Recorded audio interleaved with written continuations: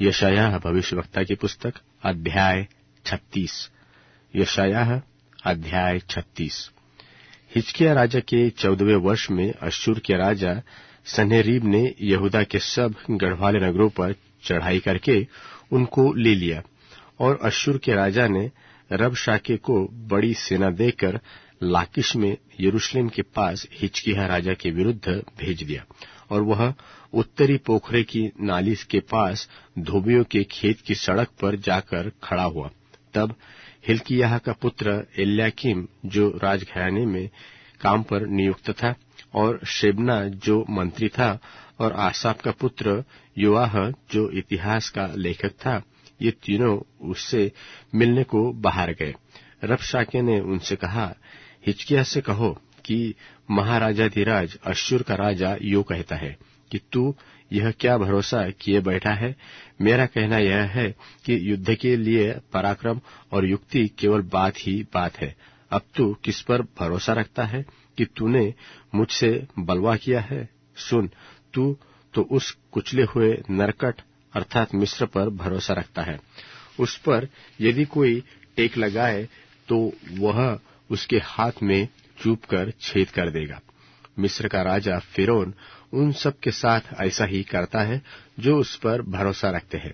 फिर यदि तू मुझसे कहे कि हमारा भरोसा अपने परमेश्वर यहोवा पर है, तो क्या वह नहीं चाहे कि जिसके ऊंचे स्थानों और वेदियों को ढाकर हिजकिय्याह ने यहूदा और यरूशलेम के लोगों से कहा कि तुम इस वेदी के सामने दंडवत किया करो।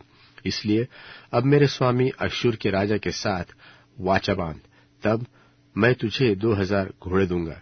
क्या तू उन पर सवार चढ़ा सकेगा कि नहीं? फिर तू मेरे स्वामी के छोटे से छोटे कर्मचारी का भी कहा न मानकर क्यों रथों और सवारों के लिए मिस्र पर भरोसा रखता है? क्या मैंने यहोवा के बिना कहे इस देश को उजाड़ने के लिए चढ़ाई की है? यहोवा ने मुझे कहा है कि उस देश पर चढ़ाई करके उसे उजाड़ दे।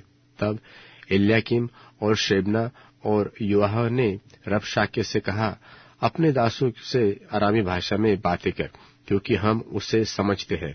हमसे यहूदी भाषा में शहर पनाह पर बैठे हुए लोगों के सुनते बातें न कर। रबशाके ने कहा, क्या मेरे स्वामी ने मुझे तेरे स्वामी ही के व तेरे ही पास ये बातें कहने को भेजा है? क्या उसने मुझे उन लोगों के पास नहीं भेजा जो शहर पनाह पर बैठे हैं, इसलिए कि तुम्हारे संग उनको भी अपनी विष्ठा खाना और अपना मूत्र पीना पड़े? तब रबशाके ने खड़ा होकर यहूदी भाषा में ऊंचे शब्द से कहा, महाराजाधिराज अश्शूर के राजा की बातें सुनो। राजा यो कहता है कि हिजकिय्याह तुमको धोखा न दे, क्योंकि वह तुम्हें बचा न सकेगा, और ऐसा न हो कि हिजकिय्याह तुमसे यह कहकर भी भुलवा दे कि यहोवा निश्चय हमको बचाएगा, और यह नगर अश्शूर के राजा के वश में न पड़ेगा। हिजकिय्याह की बात मत सुनो।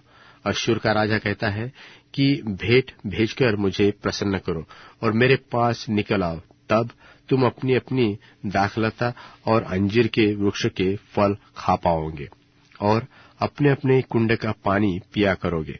फिर मैं आकर तुमको ऐसे देश में ले जाऊंगा जो तुम्हारे देश के समान अनाज और नए दाख मधु का देश, रोटी और दाख बारियों का देश है। ऐसा न हो कि हिजकिय्याह यह कहकर तुमको बहकाए कि यहोवा हमको बचाएगा। क्या और जातियों के देवताओं ने अपने अपने देश को अश्शूर के राजा के हाथ से बचाया है? हमात और अर्पाद के देवता कहाँ रहे? सपर्वैम के देवता कहाँ रहे?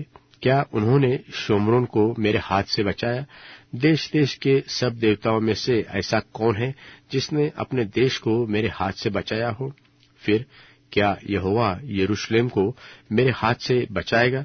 परंतु वे चुप रहे और उसके उत्तर में एक भी बात न कही, क्योंकि राजा की ऐसी आज्ञा थी कि उसको उत्तर न देना।